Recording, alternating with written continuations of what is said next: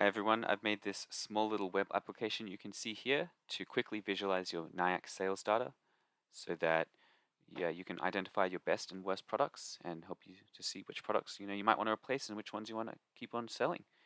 So that's just taking this data here. This is from your product sales summary and then turning it into this beautiful little graph here that helps you quickly see. So firstly, in this video, I'm just going to show you how to get this Excel file in case you don't know.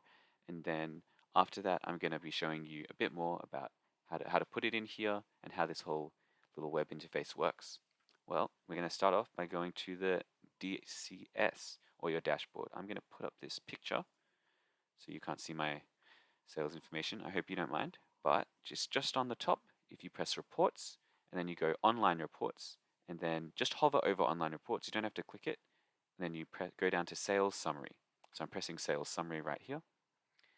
And then for me, I'm going to choose a specific time interval. Obviously, you're going to choose whichever time interval is relevant for you. So probably the past year or maybe the past few years, however long you decide. That's totally up to you. I'm just choosing the 16th of August for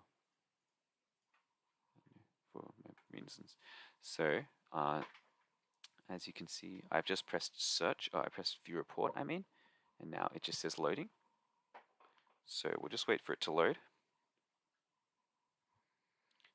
And I'll actually pause this video and wait for it to load, and then I'll come back. Sorry, just then I meant pause recording. So here we are, it's fully loaded. Now we're just going to press export and export to Excel. So I'm just clicking export to Excel. Now that might take a little time as well, so I'm going to pause the recording for a second.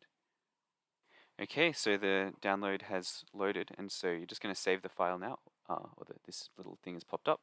So just press save, and here it is. Now we can open it and have a look what's inside. Take back these little two pictures, and here we can see this is all the information, and you don't want to change it. You don't even need to press enable editing, but we'll go back now, and then we'll open this here. So we'll go to this NAYAX sales interface I've made. So this is the URL, but I'll just put it in the description of the video. So I'll just refresh it. So every time you come, or every time you refresh it, it'll show up like this with no picture. And that's because you need to put your information in. So bear with me while I put these pictures back and then choose the file. Yep. Okay, so this is my sales summary file. And then, I pressed browse and then I clicked it. And then now I'm going to press submit. And here we can see that graph that I made from before. So I'll quickly explain everything. So we've got 3 tabs on the top, which shows the unit by sales per product or per drink, because I only sell drinks. And then sales revenue per drink. And then finally the drink sales by percentage. So if that's a bit confusing, I'll go through all 3 of them, so no stress. So first off, unit sales per drink. This shows you how many of each product you've sold during the time period of the sales by product summary you uploaded. So for example, mine was just 16th of August, and I can see that on the 16th of August, sold 7, so the number here, 7 Gatorade Blue. Here, Coke Vanilla, I sold 4 of. Now, I'll quickly explain too this cutoff percentage. So this just shows me what percentage of sales each product makes up. So for example, right now I put in 3, and so it just shows the top, everything that is in highlighted red. That means that product makes up 3% or more of the sales, of the unit sales, while below that it's 3%. It's less than 3%. So, for example, in here, Sunkist, Ribena, Mother Passion, and 7-Up all account for less than 3% of my sales, which, is helpful information. And finally, this red dotted line, that shows you the median. So that shows you the average of what your products are selling at. So that can be helpful for seeing what's above average and what's below average. Now I'll move over to revenue.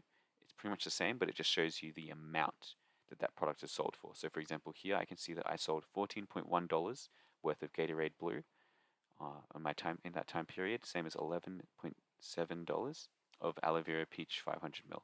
Now you can also change this percentage. So for example, I can choose 5%, And then now I'm seeing which products account for 5% or more of my sales. Which products, I can put this up to 10%, which products account for 10% or more.